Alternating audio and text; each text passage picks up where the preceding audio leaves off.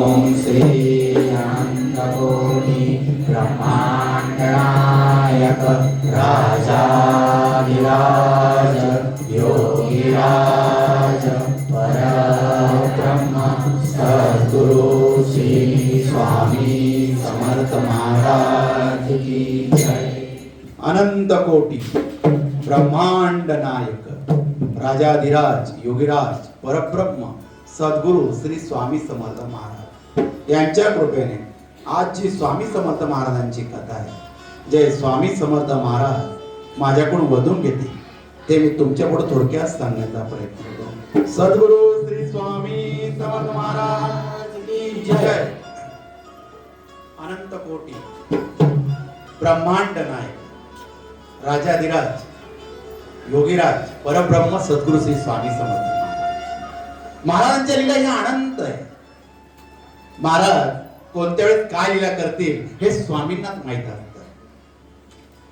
महाराज एक दिवस वटवृक्षाच्या छायेमध्ये बसलेले होते आणि महाराज सांगत होते बाळप्पा महाराजांना, ए बाळ्या, ही आनंदी आली नाही, आम्ही आनंदीबाईची वाट पाहतोय।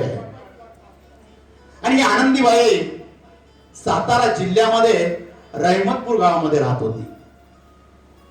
आप्पासाहेब यांच्याकडे ती कामाला असायचे आणि आप्पासाहेबांची स्वामींवर खूप श्रद्धा होती। सतत मुखामध्ये माझा ब्रह्मांड नायक श्री स्वामी समर्थ श्री स्वामी समर्थ हा षडाक्षरी मंत्र स्वामी या आप्पासाहेबांच्या मुखामध्ये असायचा। आप्पांना एक लेक होती जन्मा, हिच्या विवाहासाठी त्यांचे प्रयत्न चाललेले होते, पण मनासारखा वर त्यांना मिळत नव्हता। त्यांना जो तोला मुलाचा जो वर पाहिजे होता तो त्यांना मिळत नव्हता।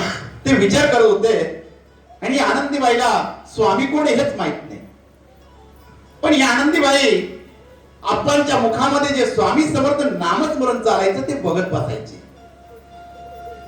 मग आप्पा विचार करत होते आणि आनंदीबाई बोलली, आप्पा काय बरं विचार करता, तुम्ही सांगता ना माझं सर्वस्व स्वामी आहे, जा अक्कलकोटला सांगा तुमच्या बाबाला, स्वामी ऐकतील। आणि आप्पासाहेबांना आनंद झाला, आनंद आहे, तू बरोबर बोलते, अक्कलकोटला गेलंच पाहिजे। आणि आप्पासाहेब आपल्या मुलीला पत्नीला जन्माला घेऊन अक्कलकोटला आले, महाराजांची सेवा केली। आणि आप्पासाहेबांनी महाराजांना विनंती केली, स्वामी जन्मासाठी मोलाचं स्थळ नाही मिळत आहे, तू कशाला काळजी करतोस, आम्ही तिच्या घरी खंड्या नेमून ठेवलेला आहे, जा घरी जा, खंड्या तुझ्या घरी येणार आहे। आप्पासाहेबांना आनंद झाला, स्वामींनी माझ्या लेकीसाठी स्थळ पाहून ठेवलेले। जन्माने आणि आप्पांच्या पत्नीने स्वामींना नमस्कार केला आणि आपल्या घरी आले। आणि काही दिवसांनी बडोद्याचे राजे खंडेराव महाराज यांच्यासाठी स्थळ पाहणं चालू होतं, ते स्वामींकडे आले आणि स्वामींनी सांगितलं, आप्पाची मुलगी जन्मा तुझ्यासाठी उत्तम योग आहे, तिच्याशी तू विवाह कर। आणि बडोद्याचे राजे आप्पा साहेबांकडे आले आणि विवाह ठरला। हे सर्व आनंदीबाई पाहत होती आणि आनंदीबाईंनी ज्या वेळेस हा अनुभव बघितला, तिच्या मनामध्ये स्वामींबद्दल ओढ निर्माण झालेली होती की स्वामींना भेटलं पाहिजे, स्वामींचं दर्शन केलं पाहिजे, मला स्वामींना भेटलंच पाहिजे या ठिकाणी। आणि आनंदीबाईंना स्वामींची ओढ झाली, तिच्या मुखामधून श्री स्वामी समर्थ हे षडाक्षरी मंत्र आनंदीबाईच्या मुखामधून येऊ लागले। आणि आनंदीबाईला आता ओढ लागली स्वामींची, पण आपल्याकडे पैसे नाही, पाहिजे तेवढे अक्कलकोटला पोहोचायचं कसं। मग ती घरामध्ये तिच्या मुला देखत आणि सुना देखत रोज बोलू लागली, श्री स्वामी समर्थ, अरे कधी बोलवतीस रे मला दर्शनाला बाबा, आप्पाचं काम केलं, मला काही नकोय, मला फक्त तुझं दर्शन हवंय, मला अक्कलकोटला बोलव। हे तिचं वाक्य चालू असताना मुलाला वाटू लागलं आईला अक्कलकोटला पाठवलं पाहिजे। आणि मुलाने गरीब परिस्थिती असल्यामुळे थोडेफार पैसे वाचवले आणि आईला सांगितले पैसे घे, तू अक्कलकोटला स्वामींच्या दर्शनाला जा. आनंदीबाईला इतका आनंद झाला, ती अक्कलकोटला जायला निघाली. मला स्वामींना भेटायचंय. तो आनंद तिच्यासाठी फार वेगळा होता. कारण की जेव्हा गुरुची ओढ लागती, गुरुला भेटायसाठी इच्छा निर्माण होते, ती भक्तासाठी ओढ फार वेगळी असते. ती शिष्याला कधी स्वस्थ बसू देत नाही. ही आनंदबाई, हिला कधी स्वामींनी स्वस्थ बसू दिलं नाही. आपल्या दर्शनाला स्वतः स्वामींनी बोलावून घेतलं.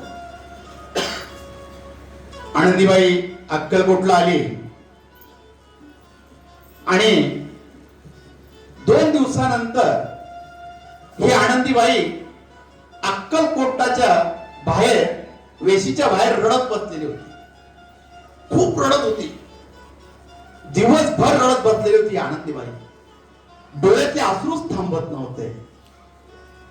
स्वामींचं दर्शन झालेले दुःख डोळ्यावर आहे, मनामध्ये पश्चाताप आहे, पण रडती काय? अनेक लोक बघत होते. ही स्वामींचं दर्शन घेऊन आली, अक्कलकोटच्या बाहेर येऊन रडते. काय झालं असेल? आणि माझा ब्रह्मांड नायक वटवृक्षाच्या छायेमध्ये बसलेला आहे. आनंदे, रडतेस? अरे आमच्या आनंदीला बोलवा, तिला पेढे घेऊन या. आमच्या आनंदीला आमच्या जवळ बोलवा, तिचं रडणं थांबलं पाहिजे.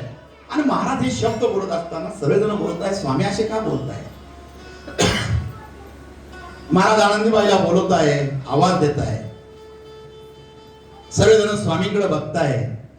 आणि कृष्णाजी पंत काही कामानिमित्त अक्कलकोटच्या बाहेर चाललेले होते. ते जात असताना त्यांना एक म्हातारी बाई अक्कलकोटच्या बाहेर रडताना दिसली.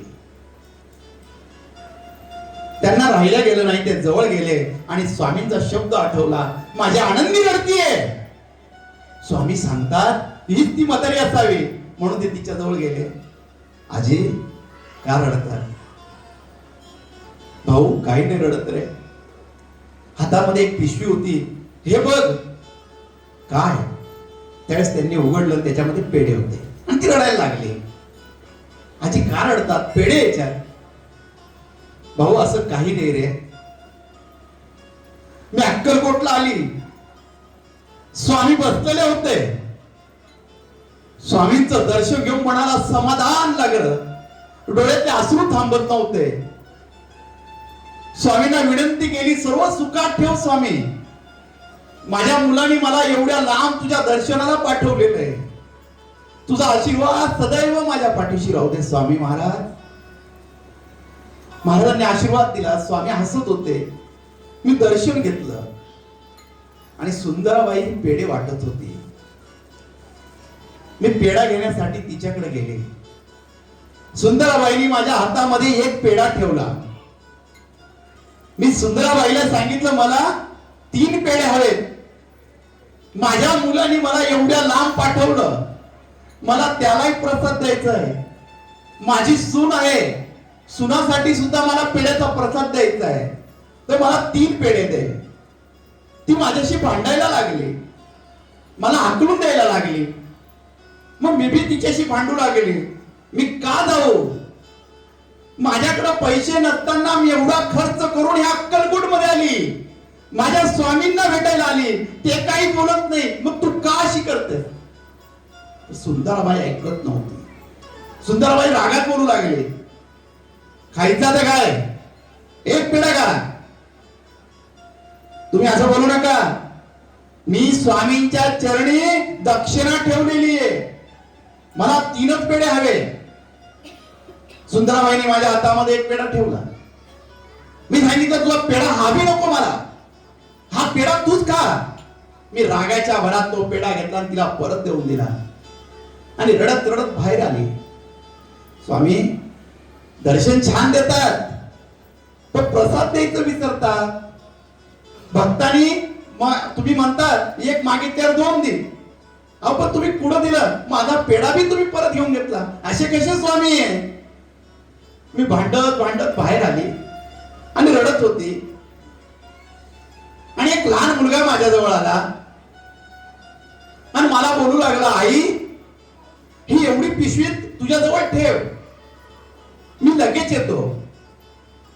मी त्या मुलाची वाट पाहते, आज 2 दिवस झाले इथं वाट पाहते.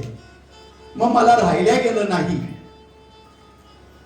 तर मी ती पिशवी उघडायला लागली आणि तो मुलगा समोरून आला आणि मला म्हणतो, म्हातारे 3 पेढे मागते, धर, मी तुला पिशवीवर पेढे देऊन टाकले. आणि असं म्हणून तो मुलगा पळून गेला. काय करू? ज्या स्वामींकडे मी 3 पेढे मागितले तिथं मला नाही मिळाले आणि पिशवीवर पेढे दिले, असं का? म्हणून मला आता राहिल्याने जाते, मला माझा पश्चाताप होतोय. मी स्वामींच्या दरबारात जाऊन भांडली. स्वामी 1 पेढा देत होते, मी नाही घेतला सुंदराबाईच्या हातून आणि मला पिशवीभर पेढे मिळाले. मला त्याचा पश्चाताप होतोय. कृष्णाजी पंत म्हातारीला समजून सांगताय, आजी तो लहान बालक दुसरा तिसरा कोणी नव्हता, तो मला ब्रह्मांड नायक श्री स्वामी समर्थ महाराज बालवेशामध्ये तुझ्याकडे येऊन गेले. तू भाग्यवान आहे, स्वामींनी तुला बाल स्वरूपामध्ये दर्शन दिलं. म्हातारीच्या अंगाला काटे आले. काय बोलतात स्वामी? हो बघ, याच्यामधून सुगंध येत असते. तिने पेढे बाजूला केला आणि अत्तरचा सुगंध त्याच्यामधून येऊ लागला. जो स्वामीच्या स्पर्शाने सुगंध आपल्याला येतो, तो सुगंध तिला जाणवू लागला की जी सूक्ष्म शक्ती आहे, जी स्वामींची शक्ती आहे, ती माझ्या आजूबाजूला तिला जाणवू लागलं. आणि म्हातारीला पश्चाताप येऊ लागला, ती रडू लागली. स्वतःच भान राहिलं नाही. पेढ्याची पिशवी छातीशी लावली माझ्या स्वामी आणि म्हातारी रडत रडत स्वामींजवळ आली. आणि मला ब्रह्मांड नाही वटवृक्षाच्या छायेमध्ये बसलेला आहे. स्वामी सुंदर असे स्मित असे हसताय. म्हातारी स्वामींकडे बघते आणि रडू लागते. स्वामी महाराज सांगतात, माये खाल्ला का बेटा? किती पेढे खाल्ले? स्वामी असं नका ना बोलू स्वामी. अहो माझ्याकडून चुकलं ना. अरे काय चुकलं? तुला 3 पेढे हवे होते म्हणून आम्ही तुला पिशवीवर पेढे देऊन टाकले. जा सुनाला वाढ, गावाला वाढ. स्वामी धन्य हो मी स्वामी, तुम्ही आज मला बाल स्वरूपामध्ये दर्शन दिलं. मग कसं देणार? तू म्हातारी आमच्याशी भांडते, मग आम्ही तुला आई मानायचं आणि आमच्या आई पुढे आम्ही या अवस्थेत यायचं का? आम्ही बाल स्वरूपामध्ये आलो. आम्ही तुला माई म्हणतो, आमच्या आई समान आहेस तू. महाराज आईची उपमा आनंदीबाईला देत आहे. आनंदीबाईला आनंद होतोय, डोळ्यातले अश्रू थांबत नाही आनंदीबाईचे. आनंदीबाई स्वामी समोर ती हात जोडते. स्वामी साक्षात आनंदीबाईचे हात पकडत आहे. माई का हात जोडते? स्वामी चुकलं. अगं कसले चुकलं? अगं तुझी इच्छा होती, तुझा हक्क होता आमच्याकडे, म्हणून आज तू आमच्या दरबारात भांडली. हक्काने मागत होती आमच्याकडून, म्हणून आम्ही हक्काने तुला देण्यासाठी आलो. तू काळजी काय करतेस? आम्ही सदैव तुझ्या सोबत आहोत. अगं आप्पा जवळ आम्ही तुला निरोप धाडला होता. आमच्यापर्यंत पोहोचण्यासाठी आमची आनंदी, आमची माई आली पाहिजे, म्हणून आम्ही तुला अक्कलकोटला बोलून घेतलं. आणि आनंदीबाई रडू लागली. स्वामी पुढे हात जोडून उभी होती. मला ब्रह्मांड नायक कट्यावर हात ठेवला, एक हात उंच केला आणि आनंदीबाईला आशीर्वाद देऊ लागला. देऊ नकोस, मी तुझ्या पाठीशी आहे. श्री स्वामी समर्थ.